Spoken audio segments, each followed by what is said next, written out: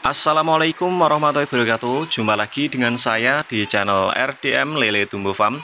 Dalam video kali ini saya ingin menjawab pertanyaan dari teman-teman yang ada di sosial media ya, yang sering mengeluh mengenai tentang eh, rugi dalam budidaya ikan lele, atau ada yang berkomentar seperti ini. Apakah benar budidaya ikan lele itu tidak ada hasilnya atau alias rugi? Dan bahkan ada yang bikin status itu kalau budidaya ikan lele itu nggak ada untungnya.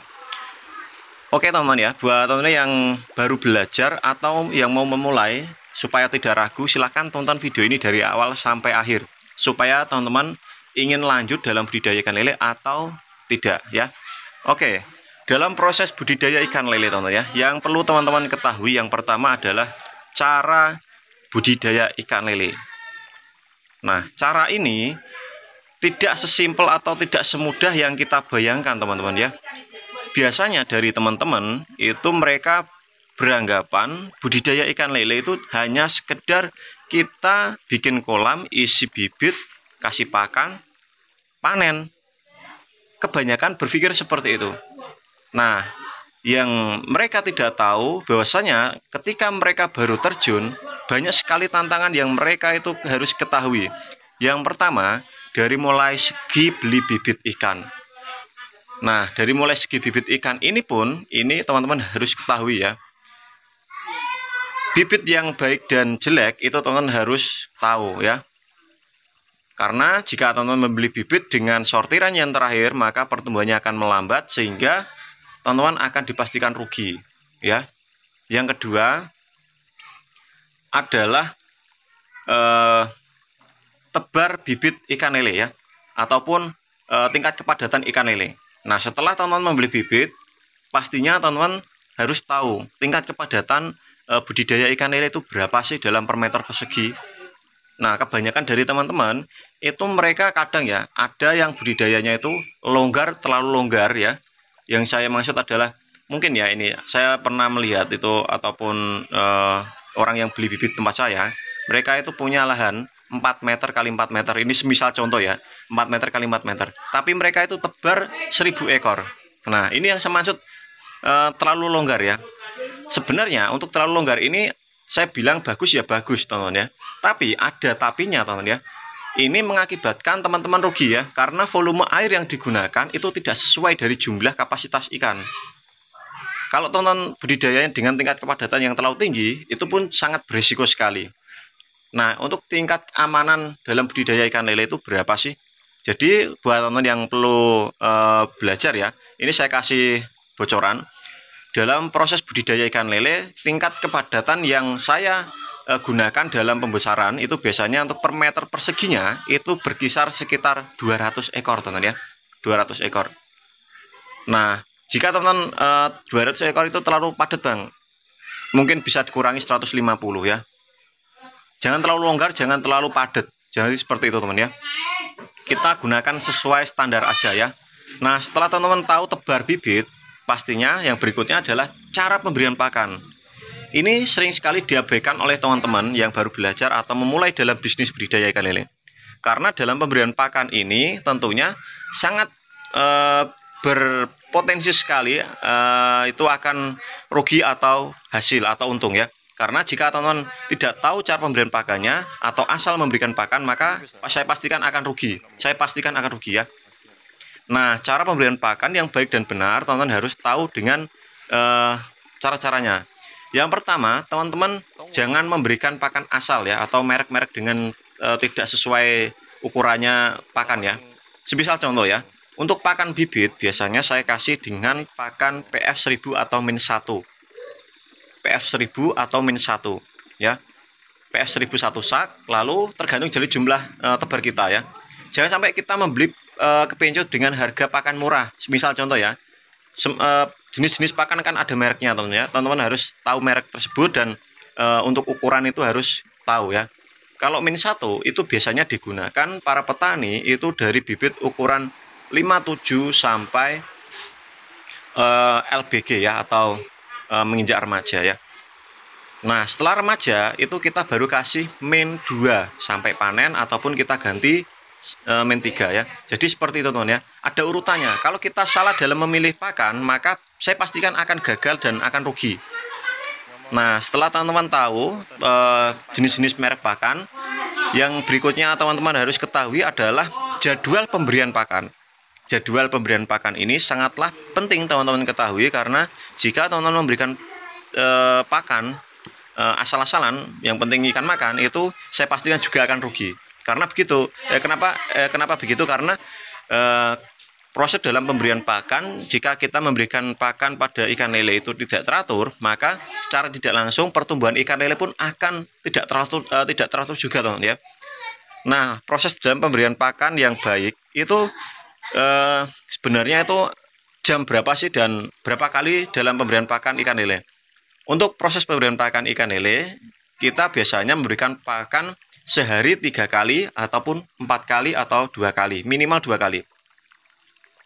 Nah, semakin banyak semakin bagus, tapi semakin berisiko. Kenapa begitu? Karena semakin sering kita memberikan pakan, maka pertumbuhan akan semakin terpacu, dan untuk kualitas air akan juga semakin cepat rusak. Kalau kita salah penanganan, ikan akan mudah sakit. Untuk pemberian pakan yang ideal, biasanya rata-rata petani itu memberikan pakan ikan lele itu 2 atau 3 kali ya, jangan sampai 4 kali lah. Kalau belum tahu caranya, jangan sampai terlalu berlebihan. 2 atau 3 kali. Pagi sama sore, atau pagi, sore, dan malam hari. Nah, ini yang menarik.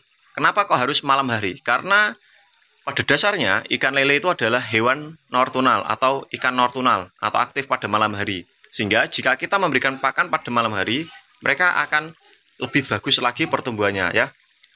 Nah, selain dari pemberian pakan, yang perlu teman-teman ketahui adalah cara jual atau hasil panennya itu nanti gimana supaya kita bisa dapat untung. Rata-rata dari teman-teman, kalau mereka budidaya ikan lelenya itu 1000 ekor, 2000 ekor, mereka pasti dijualnya di tengkulak. Inilah sebenarnya resiko kerugian yang paling besar dari teman-teman yang tidak diketahui ya. Sebenarnya ada semacam apa ya, rahasia di balik ini semua. Saya sarankan buat teman-teman yang pelihara ikan lele di bawah 5000 ekor, saya sarankan jual sendiri. Kenapa begitu? Karena kalau teman-teman jual di tengkulak, maka hasil panen itu akan amat rendah sekali, berkisar 20.000 per kilo, bahkan masih ada potongan per 10 kilo itu kurang lebih sekitar setengah kilo atau 1 kilo ya per 10 kilo, kalau nggak salah teman ya. Karena saya main konsumsi udah lama ya, saya masih ikan lele tapi di bibit ya. Nah, jika teman-teman ingin untung, jualah sendiri ke pasar atau tawarkan ke Lamongan atau ke tetangga. Memang agak susah untuk mencari pelanggan, maka dari itu setelah kita mendapatkan pelanggan, kita harus menjaga kualitas ikan lele dan harus menjaga komitmen, jangan sampai pelanggan kita itu kecewa. Seperti itu teman-teman ya. Bisa kita menawarkan ke tetangga, ke penjual Lamongan atau ke warung-warung kecil ya. Nah, pertanyaan adalah, mungkin ada teman-teman yang bertanya juga, kalau saya peliharanya 3000 atau 4000 ekor bang, wah itu jualnya gimana bang, ribuan ekor gitu. Ini pengalaman saya teman ya. Dulu saya bingung dalam jual ikan lele karena saya bingung, dan saya ada apa ya, tekad saya kuat. Jadi saya dulu itu jual di pasar ya, jual di pasar. Awal-awal itu susah, pelanggannya tuh nggak dapat. Alhasil saya setelah dapat pelanggan, malah stok ikan lele saya itu kekurangan ya. Maka dari itu teman-teman, saat proses penjual ini itu harus sabar ya, sabar. Setelah teman-teman tahu cara jualnya, kalau masih bingung di pasar atau di penjual Lamongan nggak laku, kita buat apa ya, menu baru. Kita jual matengan ya, itu malah untungnya lebih besar lagi.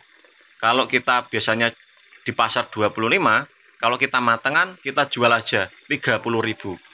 Gorengan 30.000 plus sambal ataupun 35.000 sekilo, sambal plus kol. Wah, itu pasti laku keras teman-teman ya. Saya jamin laku keras. Coba teman-teman praktekkan aja.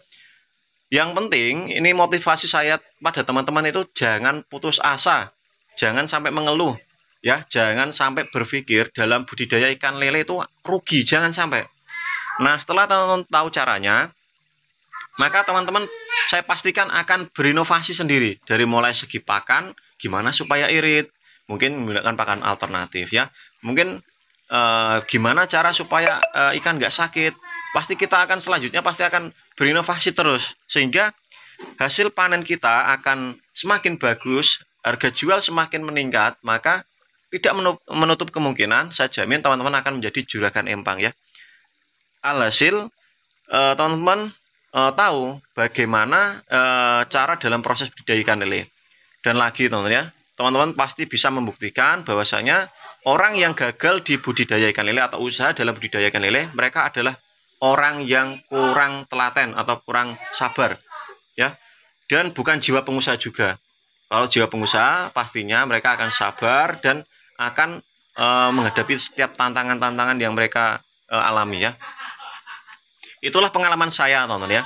Dan semoga video ini bermanfaat buat teman-teman. Jika video ini bermanfaat, silahkan share ke media sosial teman-teman, dan dukung channel saya dengan cara klik like dan subscribe ya. Saya mengucapkan terima kasih kepada teman-teman yang sudah menonton video saya dari awal sampai akhir. Dan saya mohon maaf apabila ada suatu kesalahan dalam video ini atau salah kata dalam pengucapan saya ya. Assalamualaikum warahmatullahi wabarakatuh. Salam tani ikan lele Nusantara, salam jos ya, sukses selalu buat teman-teman.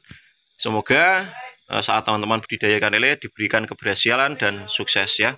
Jangan lupa untuk bersedekah ya teman-teman ya. Oke, salam dari saya. Assalamualaikum warahmatullahi wabarakatuh.